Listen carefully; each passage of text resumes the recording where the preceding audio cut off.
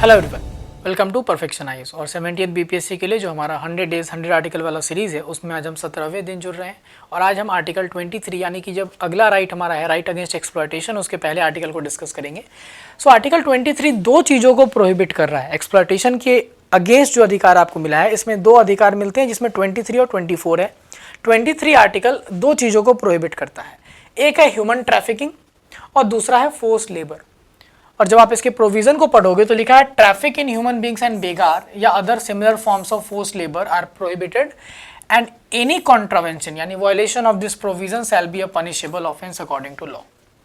तो दो चीजें क्या प्रोहिबिट हुई, ह्यूमन ट्रैफिकिंग मतलब sale and purchase of human beings like goods and that is generally done for immoral purpose, और बेगार कहते हैं फोर्स लेबर को, या और इसी तरह से और भी कोई similar form of force labour हो, जैसे कि हमारे यहाँ बॉन्डेड लेबर बदुआ मजदूरी चलता था, ये सारा कुछ एबॉलिश रहेगा दोनों ही।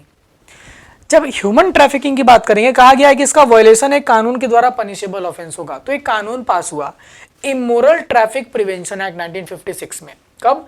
1956 में पास हुआ इमोरल ट्रैफिक प्रिवेंशन एक्ट, जिसने इसको एक पनिशेबल ऑफेंस डिक्लेयर कर दिया है। और जहां तक बात रही फोर्स लेबर की या बेगार की, तो इसका मतलब हुआ करता था इनवॉलंटरी वर्क विदाउट पेमेंट, यानी काम कराया जा रहा है बट उसके लिए पेमेंट नहीं दी जा रही। लेकिन मतलब काम जो कराया जा रहा है वो आपके मर्जी के बिना है और पेमेंट भी नहीं मिलेगा। हालांकि सुप्रीम कोर्ट ने इसके दायरे को और बढ़ाया है और अब फोर्स लेबर में और भी चीजें इंक्लूड होती हैं, जैसे आपका पैसा मिल रहा है आपको काम के लिए but that is also done against your will, यानी कि इनवॉलंटरी वर्क विथ पेमेंट। दूसरा, receiving payment less than minimum wage, जितना मिनिमम वेज उस एरिया का डिसाइडेड है उससे कम पैसा आपको मिल रहा हो।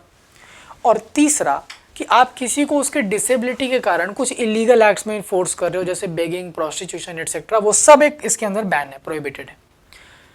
हालांकि आर्टिकल 23 का सेकेंड क्लॉज एक एक्सेप्शन बतलाता है कि अगर स्टेट चाहे, कौन चाहे? स्टेट चाहे तो हर एक सिटीजन से कंपलसरी सर्विस ले सकता है। क्या चीज़ के लिए? पब्लिक पर्पस के लिए। जैसे मान लीजिए कि डिजास्टर के काम में आपसे मदद ले सकता है, डिजास्टर रिलीफ वगैरह के लिए।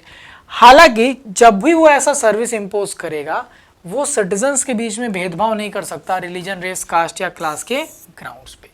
तो पहले तो आप समझ रहे हैं ना, फोर्स लेबर और ह्यूमन ट्रैफिकिंग बैन है, लेकिन सेकेंड क्लॉज एक्सेप्शन के रूप में क्या कह रहा है कि स्टेट अगर चाहे तो किसी पब्लिक पर्पस के लिए सिटीजन पे कंपलसरी सर्विस लगा सकता है, हालांकि ऐसा करते समय वो भेदभाव नहीं करेगा। नाउ इस आर्टिकल 23 को अगर देखें तो ये इम्प्लिसिटली एक और चीज को बैन कर रहा है जो यूएस के 13th अमेंडमेंट एक्ट से अलग से बैन हो रहा है। 13th amendment act of US, that is slavery. Slavery में क्या होता है? हम किसी को खरीद रहे हैं किसी से और उससे ज़बरदस्ती काम कराते हैं, तो हमने इसको ह्यूमन ट्रैफिकिंग को भी बैन कर दिया, हमने फोर्स लेबर को भी बैन कर दिया, तो दोनों मिलकर क्या बैन कर दिए? स्लेवरी को। इसी आर्टिकल के अंदर इम्प्लिसिट है ये। आइए से क्वेश्चन देखते हैं। Consider the following statement stating the meaning of concept of बेगारी इन आर्टिकल 23। फोर्स लेबर बिल्कुल होगा। To make compulsion to work beyond physical capacity बिल्कुल होगा, ये भी ओवर एक्सप्लॉयटेशन हो रहा है। इनवॉलंटरी सर्विट्यूड ये भी, क्योंकि जहां पे विल नहीं आया मतलब बेगारी है वो। To work for a particular master and not to seek employment elsewhere without his permission बिल्कुल ये भी, यानी कि जो बंधुआ मजदूरी बॉन्डेड आप बन गए थे, तो इसीलिए सबका सब जो है वो बेगारी के डेफिनेशन में आएगा। ठीक है, तो ये हमारा आर्टिकल 23 था। अगले दिन हम लोग अगले आर्टिकल के साथ मिलेंगे। Thank you so much.